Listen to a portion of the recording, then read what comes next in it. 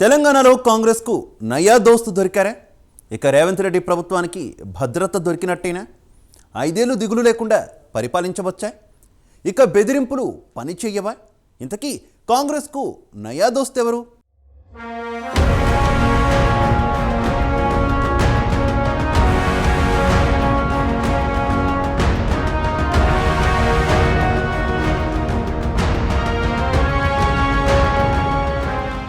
తెలంగాణ ఏర్పడిన తర్వాత 10 ఏళ్లకు అధికారంలోకి వచ్చిన కాంగ్రెస్ పార్టీకి దినదిన గండం నూరేళ్ల ఆయుష్ మాదిరి తయారైంది పరిస్థితి. అటు బీజేపీతో పాటు బీఆర్ఎస్ కూడా ప్రభుత్వం ఎప్పుడు కూలుతుందో చెప్పలేమంటూ హాట్ కామెంట్స్ చేశారు. దానికి కాంగ్రెస్ నుంచి సీఎం రేవంత్ రెడ్డి కూడా అదే స్థాయిలో దమ్ముంటే కూల్చండి అంటూ ప్రతి సవాల్ విసిరారు. కాంగ్రెస్ పార్టీ బొటాబొటీ మెజారిటీతో నెట్టుకొస్తోంది. మ్యాజిక్ ఫిగర్ కన్నా కేవలం 4 సీట్లే ఎక్కువ. తనతో కలిసి పొత్తులో పోటీ చేసిన సిపిఐ 1 సీటు ఉంది. ఈ నేపథ్యంలో ప్రభుత్వానికి అభద్రతాభావం పట్టుకుంది. దీంతో కాంగ్రెస్ పార్టీ బీఆర్ఎస్ను టార్గెట్ చేసింది. బీఆర్ఎస్ ఎమ్మెల్యేలు కొంతమంది ఇప్పటికే రేవంత్ రెడ్డిని కలిశారు. కనీసం 10 మంది ఎమ్మెల్యేలు కారు దిగనున్నారని వార్తలు వస్తున్నాయి. లోక్సభ ఎన్నికలు ముంచుకొస్తోన్న వేళ బీఆర్ఎస్ పార్టీ ఒంటరైంది. దీంతో బీఎస్పీతో పొత్తుకు కూడా సిద్ధపడింది.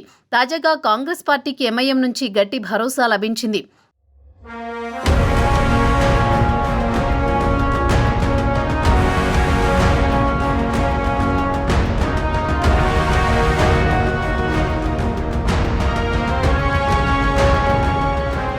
తెలంగాణ ఎన్నికలలో బీఆర్ఎస్ పార్టీ ఓడిపోగానే ఆ పార్టీలో నుంచి కాంగ్రెస్ బీజేపీలలోకి వలసలు మొదలైపోయాయి. జాతీయ రాజకీయాల్లో చక్రం తిప్పుదామని ఆరాటపడిన కేసీఆర్ సరిగ్గా కాలు కదపలేక రాష్ట్రంలో కూడా తిరగలేకపోతున్నారు. ఈ పరిస్థితులలో బీఎస్పీ అధినేత ప్రవీణ్ కుమార్ స్వయంగా కేసీఆర్ ఇంటికి వచ్చి కలిసి పనిచేద్దామని ప్రతిపాదించడం చాలా ఉపశమనం కలిగించేదే కనుక వెంటనే ఓకే చెప్పేశారు. కానీ శాసనసభ ఎన్నికల్లో డిపాజిట్లు కూడా దక్కించుకోలేకపోయిన బీఎస్పీతో పొత్తు వలన బీఆర్ఎస్ పార్టీకి ఎటువంటి ప్రయోజనం ఉండకపోవచ్చు. కేసీఆర్ కొత్త దోస్తీ కోసం లెక్కలు కట్టుకుంటుంటే మరోపక్క నమ్మకమైన పాత దోస్తు మజ్లిస్ అధినేత అసదుద్దీన్ ఓవైసీ బీఆర్ఎస్ పార్టీకి తలాక్ చెప్పేసి కాంగ్రెస్ పార్టీతో నిఖాకు సిద్ధమైపోయారు. తాజాగా సీఎం రేవంత్ రెడ్డి పాతబస్తీలో మెట్రో 2 కారిడార్ నిర్మాణ పనులకు శంకుస్థాపన చేశారు.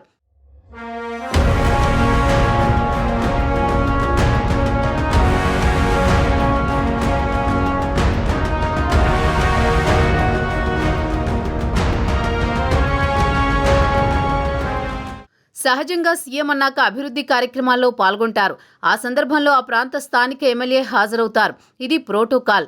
దీనిలో పెద్దగా చెప్పుకోవాల్సిన పని లేదు. కానీ ఈ సందర్భంగా సీఎంకు మజ్లిస్ పార్టీ అధినేత అసదుద్దీన్ ఓవైసీ సాదరంగా స్వాగతం పలకడంతో పాటు మీ ప్రభుత్వం ఖచ్చితంగా 5 ఏళ్లు అధికారంలో ఉంటుంది. తెలంగాణలో అభివృద్ధిలో మీ ప్రభుత్వానికి మేము మనస్ఫూర్తిగా సహకరిస్తాము. మత విద్వేషాలు రెచ్చగొట్టాలని ప్రయత్నిస్తున్న బీజేపీని కలిసి తిప్పికొడదామని అనడం ఇప్పుడు రాజకీయ వర్గాల్లో చర్చనీయాంశమైంది. గతంలో బీఆర్ఎస్తో కలిసిమెలిసి ఉన్న ఎంఐఎం ఇప్పుడు కాంగ్రెస్ వైపు చూస్తున్నట్లు కనబడుతోంది. ఓవైసీ మనసులో మాట చెప్పేశారని విశ్లేషకులు చెబుతున్నారు. మరో ముఖ్యమైన విషయం ఏంటంటే కేసీఆర్ 10 ఏళ్ల పాటు రాష్ట్రానికి ముఖ్యమంత్రిగా హైదరాబాద్లో పాతబస్తీకి కూతవేటు దూరంలోనే ఉన్నా ఏనాడు అక్కడకు వెళ్లలేదు.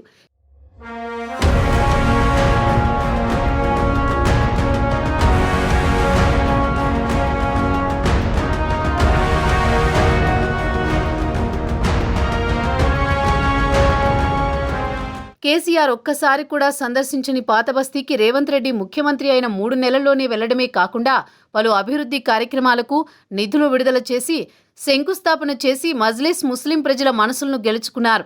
దాంతోపాటు మజ్లిస్ పార్టీని తమ వైపు తిప్పుకొని తన ప్రభుత్వానికి సెక్యూరిటీ కవర్ కూడా సిద్ధం చేసుకున్నారు. తద్వారా తాను కాంగ్రెస్కు అన్ని విధాలా సరైనోడినని రేవంత్ రెడ్డి నిరూపించుకున్నారు.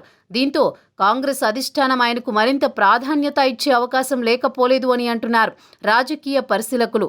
కాంగ్రెస్ మజ్లిస్ దోస్తీతో లోక్సభ ఎన్నికల్లో కూడా కాంగ్రెస్ పార్టీ మెజారిటీ సీట్లు గెలుచుకునేలా రేవంత్ రెడ్డి చేస్తే ఇక ఆయనకు తిరిగే ఉండదు. రేవంత్ రెడ్డి 5 ఏళ్లు అధికారంలో ఉండేందుకు అండగా నిలబడతానని ఓవైసీ ఎటూ భరోసా ఇస్తున్నారు. దీంతో కేసీఆర్ కాంగ్రెస్ ప్రభుత్వం వైపు ఇక కన్నెత్తి కూడా చూడలేని పరిస్థితి నెలకొంది.